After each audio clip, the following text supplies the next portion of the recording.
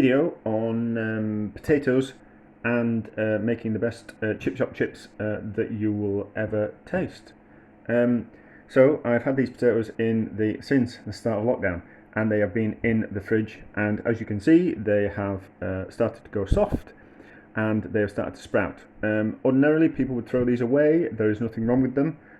We can use them and they will be fine. We just need to do two things. We need to do three things. We need to take these off, get rid of those. They can go on the compost, that's fine. And then we need to peel them, and then we need to put them in water overnight. And what that will do is that will firm them back up, and then they will be suitable to use. So I'm using a speed peeler. The only time I use like a normal peeler is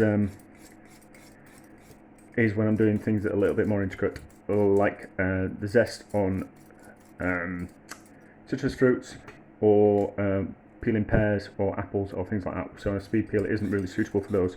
But as you can see, they're soft, and people normally throw these away, and I don't know why, because all that's really happened is they're just slightly dehydrated. So you just need to peel them and then put them in water overnight, and they'll firm up. And then what we'll do tomorrow is we'll chop them up and we'll start the process of making the best chips ever. These are the variety that you use for chips is very important. Lots of people want to use Maris Piper. I find them a bit bland, and if you don't watch it, they fall to bits. When they cook, they fall to bits. So you'll find, if you research it properly, proper chip shops use varieties such as Sattiga, which these are, or they use an Estima, or they will use a Marfona, and they use those varieties because they fry particularly well, and they're a good shape and a good taste, and you don't get particularly lots of black bits in them, and they're a good cropping potato. So we have peeled them, and I'll now put them in my favourite green bucket and put them in the fridge, or just somewhere cool, in some water overnight, and then they'll firm up nicely, and then we can use them. So it just goes to show, and it will show that you can have potatoes in the fridge for 4 months and there'll be absolutely nothing wrong with them. Of course, over that time they're going to lose a little bit of their nutrients, but that's not too much of a problem, because you're not really eating chips for the nutrients, are you? Let's be honest. So can't really get into there with peeler, so we'll just scoop that out there. So peelings onto the compost, and then potatoes into your favourite green bucket. Cover them with water. Keep an eye on them overnight. Put plenty of water on, because they're going to soak up. They'll soak up more water than you actually kind of quite imagine. So in a bucket or a container, lots of water, and they'll reconstitute overnight. And then we'll come back tomorrow and we'll talk about chopping up potatoes and the processes that you need to do to make the best chip shop chips ever. Right, the potatoes have been in some water overnight. They're still a little bit soft to the touch. So what I'm going to do is I'm going to cut them into the chips shapes, and then I'm going to put them back in the water for another little while, just so they firm up. So I'm going to cut them by hand, and I want them to be relatively uniform. So if we'll just have to visualize by hand and by eye what kind of size chip we want. So we'll take that off like that. We'll save those bits, we'll use them for something else, and then like that, that, and that. We want them a uniform size, so they all cook quite I forgot the word, uniformly. So they want to be a uniform size, so they cook uniformly. So like that, like that. We might just get two out of there, so that's fine. So I'll do the rest of the chips, and then we'll go back in the. See, there's just a bit too much of a bend with them. They should be a lot more rigid than that. So we'll put them back in the water, in some fresh clean water, and then hopefully they will firm up, and then they won't be a waste of potatoes instead of just throwing them away. So fingers crossed. Do the rest of the chips, and then we'll come back when they've been soaking for a few hours, and they should have firmed up. Obviously they needed longer in the water if they're to be left whole. But if we're going to cut them up and they're smaller and there's more surface area, they will soak up more water and become firmer. Fingers crossed, always fingers crossed. Right now, the potatoes have firmed up nicely, and they are now ready to be cooked. First procedure is to cook them in quite heavily salted water. And I'm using 1.5 teaspoons per litre of water, which you think is going to be a ridiculous amount of salt, and it probably is, but you need that amount of salt because it needs to penetrate to the centre of the chips. The problem that most people kind of come across with making chips is they think that they get all the flavour from the oil. They don't. You need to season the potatoes. You can't steam them because you can't see. It's very difficult to season potatoes in a steamer, so you need to boil them in, well, simmer them in water, in salted water, to get the best kind of flavour. You don't normally people add salt, can salt the chips afterwards. There's no need to do that if you season the water that you cook the potatoes in to start off with. Now, so we're going to cook them. We're going to bring the water up to the boil with the potatoes in, and then we're going to slowly simmer. It needs to be a slow simmer because you don't want to boil apart the potatoes through rapid boiling. So what I have, because I cook a lot of chips and have cooked a lot of chips over the years, I have got myself, what I did was I got myself a steaming pan and I drilled some big holes in the bottom, and that's going to be like a basket that sits in another pan of water, and then I can, when the potatoes are ready, I can just simply lift them out rather than using like a spoon or we call them a spider, one of those. Lifting things out of a pan of water like that, it's difficult because you're going to break them up. You can use, on a smaller scale, you can use one of those, which is a frying basket. Quite a common thing in the, well, it used to be a common thing in the UK. People don't particularly like them anymore. Chip pans and things. So one of those if you're doing smaller batches, but I'm doing a big batch, so I've got my big pan that sits in the other pan. So potatoes in. I've already got 10 litres of water in there, so I might need to add a little bit more water, but plenty of water, plenty of salt. I'm going to boil it, and then we're going to simmer it slowly until they are super tender and almost falling to bits.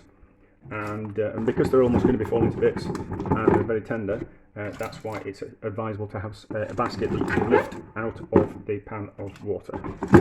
So you may think it's a bit of a faff, but all good things are worth doing. So it needs a little bit more water, and then I'll add some salt, and then we'll bring it up to the boil. I'm not going to show water boiling. There will be videos on YouTube available somewhere about watching water boil, but we're not going to do that. I will stop the video when it's come up to the boil, and then show you what a slow simmer is, and then we'll stop the video again, and then I'll show you how well cooked, how the chips need to be cooked, and then kind of work it like that, because you don't need to see the whole process. Right, so the water is just about coming up to boil. I'm going to turn it off before it boils because of the starch in the potatoes in the water. It has a tendency to like foam up and like spill over. So and that's the other reason why. That's the reason why I haven't put a lid on as well. So it doesn't boil over, and also I can keep an eye on it because I don't want it to boil. So I'll now turn it down on the gas to the lowest setting, and then they will slowly cook for about 10 minutes. Just sort of really tender and just starting to break apart. As you can see, I can lift out that quite easily. It's a bit steamy, but you can see that it's dead easy to lift it out of the water rather than having to faff around with a spoon or a spatula or something like that. So lowest setting now, and then just simply slowly cook in that really hot water and not break up. A little bit of breaking up's not too bad, but I don't want them all to kind of like cook to bits. Right, so we are back with cooking chips. The chips have been in the fridge overnight. I didn't cover them because I wanted as much moisture to be taken out of them as possible, and then you get nicer, crisper chips. They will keep in the fridge for 4 days at that stage. You don't have to do anything. You can just simply cook them and then have them in the fridge. But once they're completely cold, then obviously after a day, then cover them in the fridge. Because you don't want them taking on any flavours of the fridge or been contaminated with anything else. But it'll keep 4 days in that condition. That's fine. So the next process is we're going to do the first cooking in dripping, well, beef dripping.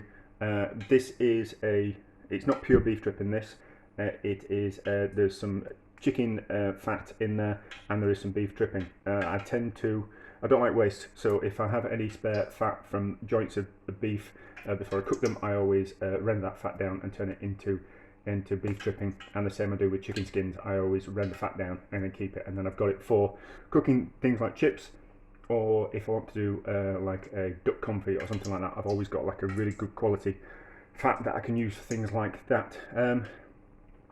You can buy lard and dripping and goose fat from the supermarkets. I just tend to find that they're just a little bit bland in flavour, and so I tend to make my own, which is a nicer flavour, and it's that cutting down on waste things and all that kind of stuff.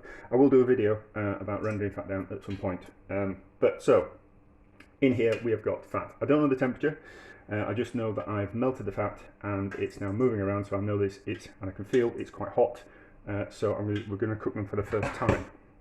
We have to be careful because this is hot fat. So the pan, I purposely chosen a pan that hasn't got a thick bottom on it. So if a pan with a thick bottom holds the heat for a lot longer. Which, if something starts going wrong with chip frying, this is a really dangerous way of doing it, by the way. I don't want a hot bottom pan is going to keep fat hot for longer. So if something goes wrong, I can just simply put a lid on top of this and it'll cool down relatively quickly. So for the first cooking, yeah, it's about the right temperature. What we're just going to do is we're just going to cook these chips so they just get a little bit of colour and they're going to take on a little bit of flavour. And then we're going to cool them down again, and then we're going to finish with the third time cooking, which is like the completely crisping up. But this is just to get a bit of flavour to them and a little bit of colour.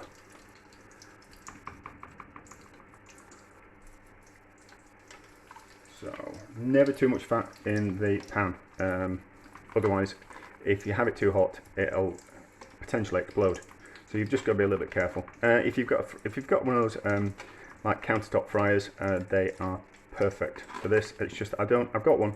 I don't use it because you have to clean it, and it's a bit of a mess. Where it's just as easy to clean a pan and a spider, that type of thing. So wipe my hands. So you can cook the chips. You don't have to cook them 3 times. You can have them at the boiled stage and then simply put them in the fat to fry, and they will come out quite well. I just happen to find that if you cook them 3 times, poaching in water, the first fry and then the second fry, you get a much better chip. After this stage, once we've cooked them in this fat, we're going to drain them in a metal tray with some kitchen paper on. So obviously it's going to be hot, so you can't use plastic like I used there, because fat is a lot hotter than water. So once they've been at this stage of cooked and they've taken on a little bit of colour, you can actually freeze them at that stage. So if you wanted to do a large batch and then put some in the freezer, that's the stage to do it after we've cooked them for the first time in the fat. If you freeze potatoes at that stage, all the water tends to come out of them and they go a bit soft, which kind of affects the end product. So I wouldn't recommend that, but if you want to freeze the chips, you can freeze them after this stage. Seal container in the fridge, in the freezer, and that's fine. So we'll just turn the temperature up a little bit. You can use oil, your oil of choice. I don't have chips very often. I know this is a lot of chips, and it looks like I eat a lot of chips all the time. But I don't eat them on a very regular basis, and when I do eat something like chips, I want them to be the best chips that possible, and I don't want them cooked in oil. I want them cooked in beef dripping or lard, or I tend to like chicken fat actually. If 100% chicken fat, cooking chips in it is absolutely delicious. Not a huge fan of duck fat or goose fat, to be honest. It can be a little bit rich, but chicken fat's lovely. lard and beef dripping are fine as well. So what we're going to be careful here, because the chips are going to be quite soft for a little while until they start to fry, and then they're going to firm up and cause go crispy on the outside. So that's what we're looking for. So we have to leave them until they start to go crispy. They'll start to rise to the top of the fat when they're getting ready, and you'll see some kind of movement. We will jiggle them around in a little bit with a spoon just to kind of stop them from forming in clumps, but not just yet. Yes, so obviously safety is a priority here, and this is, there was in the 70s and 80s there was lots of house fires, and it was mostly caused through chip pans in this country, so people have moved away from them. However, I like to live dangerously, and this is the way I cook chips. So not too much fat or oil in the pan, because once you put things in, you don't want it to bubble up and then cause a fire, or also explode or explode all over you. That's the last thing you want. So I haven't got a lid handy, but if things get a little out of control, what you do with a fire is to quickly put it out, you put something on top of the pan to stop the air from getting in, and then as soon as there's no air with fire, it immediately goes out. I should have the extractor on as well, but it's a bit noisy, so we're not going to have. I haven't got that on, so I'm really living dangerously here. This might be my last video ever. Maybe. We'll see how we go. So things starting to move around in the pan. We'll move that away because it's plastic, and we don't want things to catch fire or melt. The chopping board's a bit close, but it's fine. And this tray that I'm going to put the chips into after I drain them off is a metal tray. So there's no danger of it melting, and I've got some kitchen paper which is just going to soak up the excess fat. I do like fat, I don't like too much of it. So I think that I put in the spoon and just move them around a little bit. No, they're still quite, I can feel they're kind of quite, oh no. Okay, yeah, we can move them around. Just gently move them around so nothing sticks to the bottom of the pan, and they're not sticking together. And if you break them up slightly, that's fine. What that's going to do is it'll just make some nice crispy edges on them, which is what you want with chips. I think these are not fries, these are chips. I don't know why the rest of the world calls them different things, but in the UK these are chips. That's alright. Running out of things to talk about while we do this. I don't think I've got that much to say. It's quite mesmerising watching chips fry.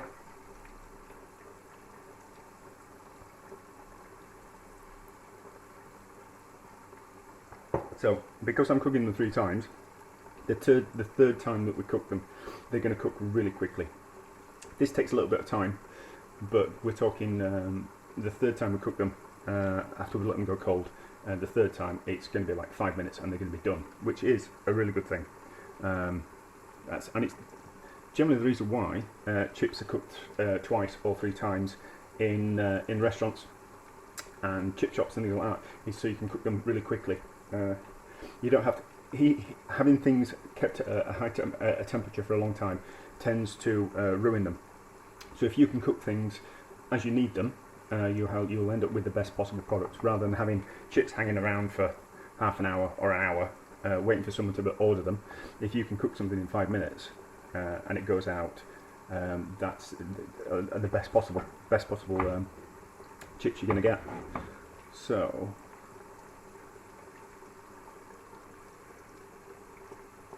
pull one out and see how it goes.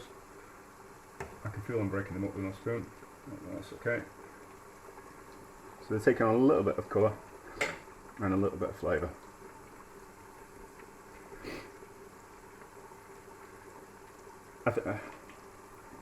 Chip shops in the UK cook the chips in the fat from raw. They don't do the process of steaming them or boiling them beforehand. That's just out of necessity, really, because it's just easier for them to do it that way.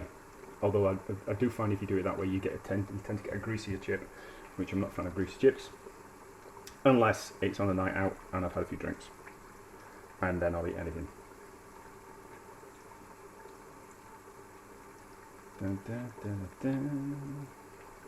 Don't want the temperature of the fat too high, because you can start to burn the fat, and also you get closer to the flash point, so you don't want the fat too hot. I don't know what the temperatures are for fat when you're cooking chips. I always do it by look and feel, kind of like how hot things are. I've just over the years got used to what kind of temperatures things are, and also by smell.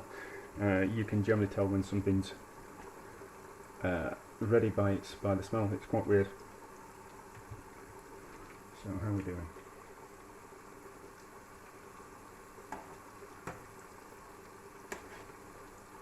Getting that.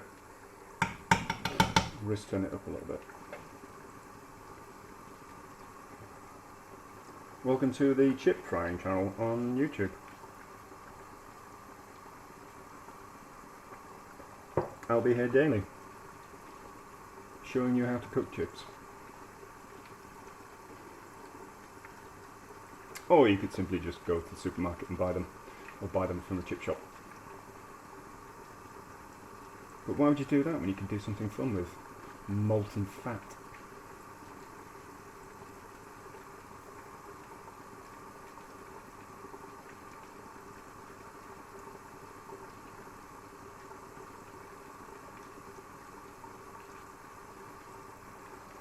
Should we pause? I don't know, I think we're almost there.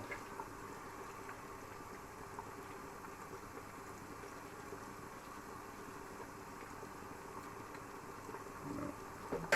We'll pause for now. It's just going to get a bit boring, isn't it? Right, the chips are now ready to come out. I'll show you. One, they've got a little bit of colour, you can't really see, but they've got a little bit of colour and they're starting to firm up and get a bit of crust on the outside. So these are ready to come out. They're broken up slightly, that's not a bad thing. It just means they're going to go really crispy when we fry them for the third time. So what I'm going to do now is I'm going to cook the next batch straight away. I don't really believe in that when people talk about you need a fryer to recover the temperature to get back up before you put the next things in. I don't really believe that. I think it's a load of rubbish, because that oil now is going to be at the right temperature to cook this next batch of chips, in my opinion. So you can just see that they've caught on the bottom, and that's why you need to give it a bit of a stir around, because it's caught on the bottom and it's just got a bit too much colour there. So those chips out of the way, and we'll cook the next batch. And then what we're going to do is we'll let them go completely cold, and then they'll be ready for the third time cooking. Do you really want to see me put more chips in the pan? I don't want to stop the video. I need to put the chips in the pan. Much more important. So those there. Temperature back up a little bit.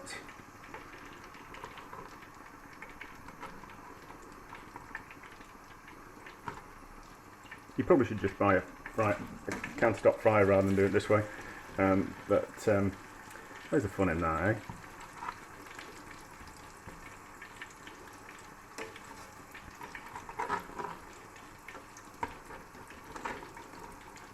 Nearly there. I will say, once you've stopped, it tends to make the house, frying things, anything in the house tends to make the house smell a bit. So doors open, doors closed, windows open, and right, I keep running out of storage space on my phone. So last note, so the second batch is now cooking. I'm going to keep an eye on them. As soon as they're finished cooking, I'm going to take them out and let them go completely cold before we start thinking about having to cook them for the third time. It's just better to let them go completely cold. With deep frying things, you need to be really careful. Doors closed, windows open, extractor on. As soon as you finish frying, you need to put a lid on it, and that will cut down on the smell, and also make sure it's secure so it's not rocking about and out the way of everyone else in the house, because it's going to be hot for quite a while. You just need to be really careful. I am, and this is the way I like to do things. So that's it for now. We'll come back later and we'll do the third frying, and the third frying is when I'll be eating them. so that'll be later on today. Right, so I've been swimming and I'm hungry, so I'm now ready for my chips. I've looked up the temperatures that you need to be cooking chips at, and for the first fry, the internet says 160 degrees C, and for the second frying, which is this frying, it says 190. I much prefer to go on the drop a chip in, and if it starts to foam, it's ready. Or a piece of bread, that normally works as well. So I've already done it, and it's starting to cook them. So that's fine. I don't think it's... I'll take the temperature. I don't think... No, I can't take the temperature because I put some chips in that will lower the temperature. So, but I reckon... You can see it's moving around enough that they're frying. So, 3 scoops. Yeah, I think there is a danger with fat to have it too hot. If it's smoking, it's too hot, and it means that it's getting up to flash point, which you certainly don't want when looking around with oil. I'm doing it the dangerous way. I will say that using something like that, like a chip pan basket, it's certainly a lot safer than the way I'm doing it. But I'm living dangerously. So, temperature up a little bit. So, we'll have these ready before we know it. Basically, as soon as they come to the top of the fat, they will be ready. And then we'll drain them off into a bowl with some kitchen paper. There's no need, and they're ready to eat. There's no need to season the chips afterwards. If you're a person who likes to put salt on your chips, then don't put as much salt in the water when you blanch them in the first place. But because of the amount of salt that we put in the water to poach them, you don't need to put any seasoning on afterwards, unless you like an incredible amount of salt, but they will be too salty. Just a little warning. I know people are very funny about the use of fats and salts, but I go on the philosophy that it's my body and I'll do exactly what I want with it. And in the same way that it's your body and you can do whatever you want with yours.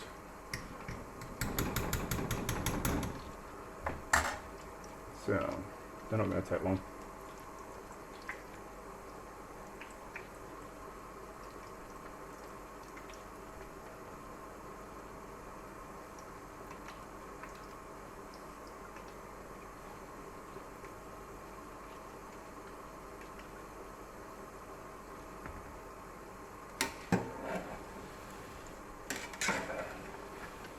They're getting nice and crispy.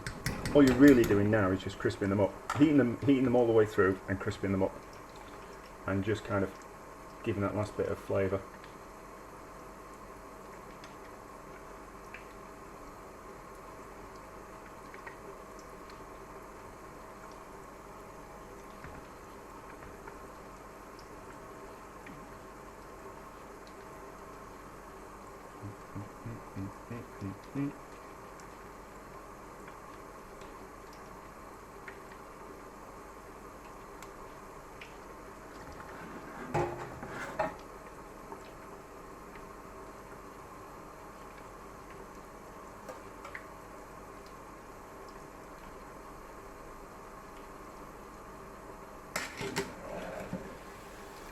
There we go.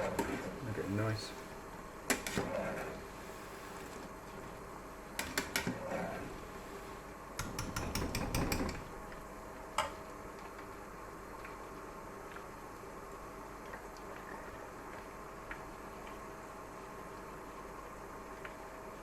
I'm sure there is a YouTube channel of things just deep frying for hours, like, with ambient music playing in the background. They're all very relaxing.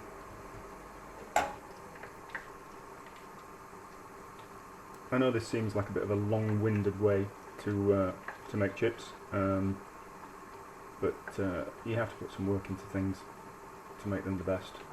The chips you've ever tasted. if you don't want to put the work in, you can simply go out and buy them. Or go somewhere, well, buy them from a fish and chip shop. And there we go. Just a little bit longer. You can buy them from a fish and chip shop, or you can buy them from the supermarket if you don't want to put the work in.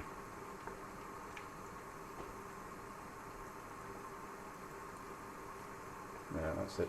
Right, so, out and into a bowl. As you can see, they look good, don't they?